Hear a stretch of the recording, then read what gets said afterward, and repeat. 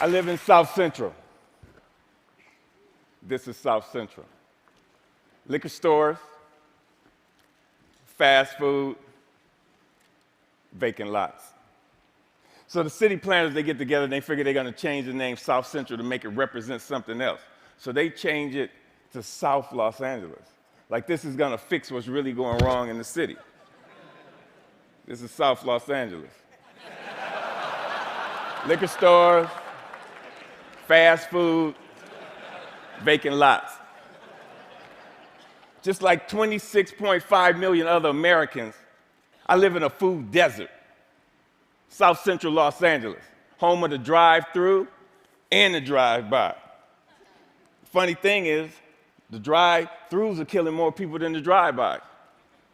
People are dying from curable diseases in South Central Los Angeles. For instance, the obesity rate in my neighborhood is like 5 times higher than, say, Beverly Hills, which is like probably 10 miles away.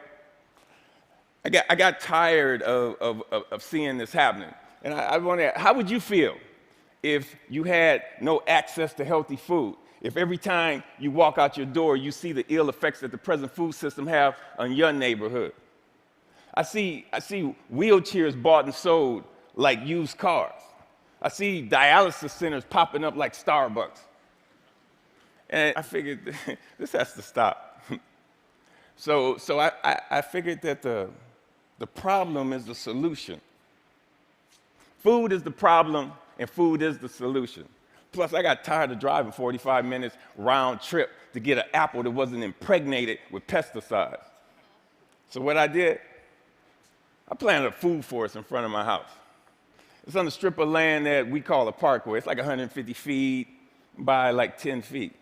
The thing is, it's owned by the city, but you have to maintain it. So I'm like, cool. I can do whatever the hell I want. Since it's my responsibility and I got to maintain it, and this is how I decided to maintain it. So me and my group, LA Green Grounds, we got together and we started planting my food forest, fruit trees, the whole nine, for vegetables. What we do, we're a pay-it-forward kind of group, where it's composed of like gardeners from all walks of life from all over the city, and it's completely volunteer, and everything we do is free. And in the garden, it was beautiful. And then somebody complained. The city came down on me, and basically gave me a citation saying that I had to remove my garden, which this citation would turn into a warrant. And I'm like, come on, really? A warrant for planting food on a piece of land that you could care less about? And I was like, cool, bring it. Because this time it wasn't coming out. So LA Times got hold of it. Steve Lopez did a story on it and talked to the councilman.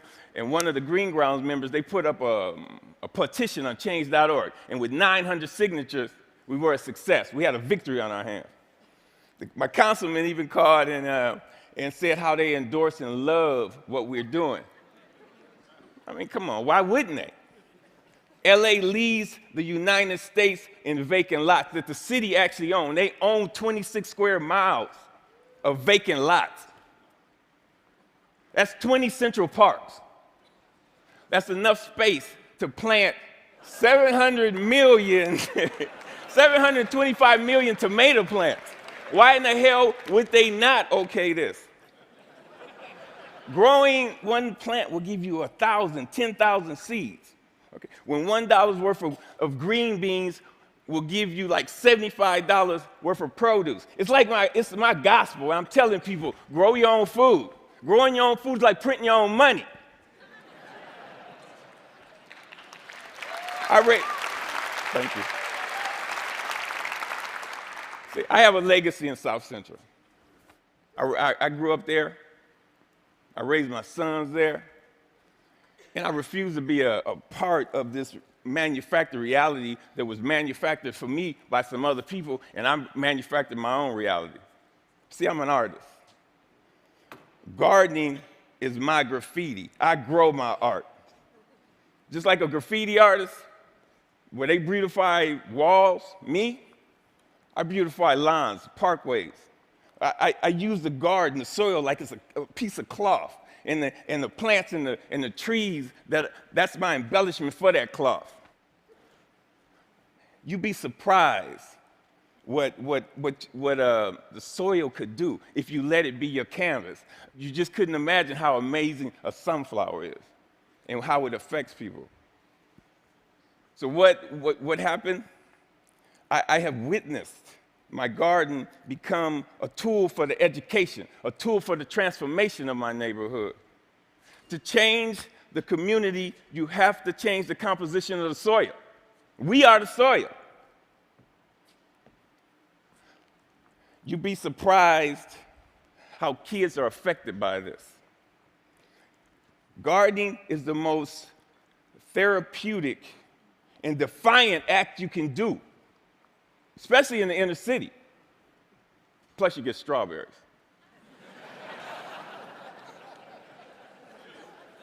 I remember this time, there was this mother and a daughter came. They were. It was like 10:30 at night, and they were in my yard.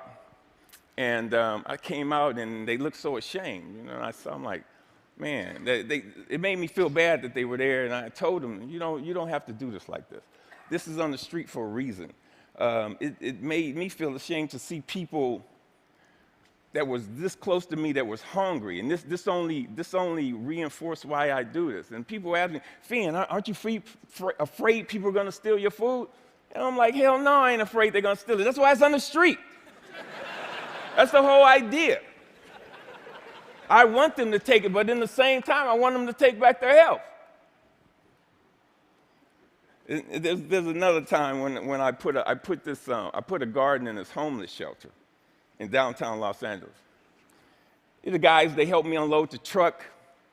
It was cool. They just shared the stories about how this affected them and how they used to plant with their mother and their grandmother. And it was just cool to see how this changed them if it was only for that one moment.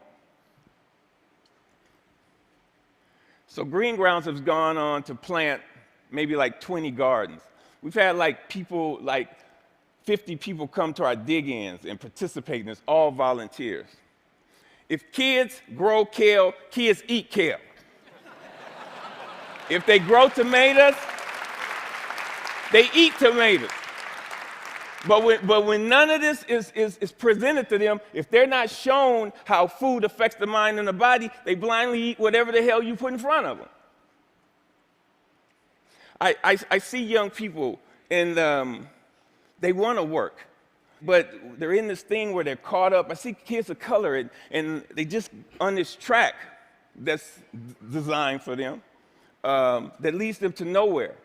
So with gardening, I see an opportunity where we can train these kids to take over their communities, to have a sustainable life. And when we do this, who knows? We might produce the next George Washington Carver. But if we don't change the composition of the soil, we will never do this. Now, this is one of my plans. This is what I want to do. I want to plant a whole block of gardens where people can share in the food in the same block. I want to take shipping containers and turn them into healthy cafes. And now don't get me wrong. I'm not talking about no free shit, because free is not sustainable. The funny thing about sustainability, you have to sustain it.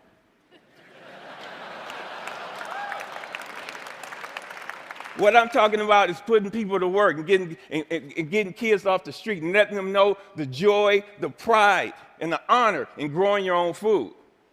Opening farmers markets. So what I want to do here, we got to make this sexy. So I want us all to become ecolutionary, renegades, gangsters, gangster gardeners. We got to we got to flip the script on what a gangster is. If you ain't a gardener, you ain't gangster. Get gangster with your shovel, okay? And let that be your weapon of choice. So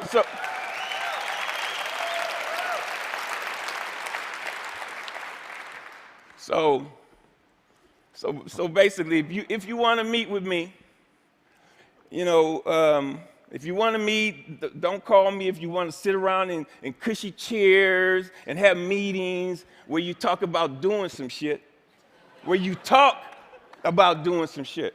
If you want to meet with me, come to the garden with your shovel so we can plant some shit. Peace. Thank you. Thank you. Thank you. Thank you.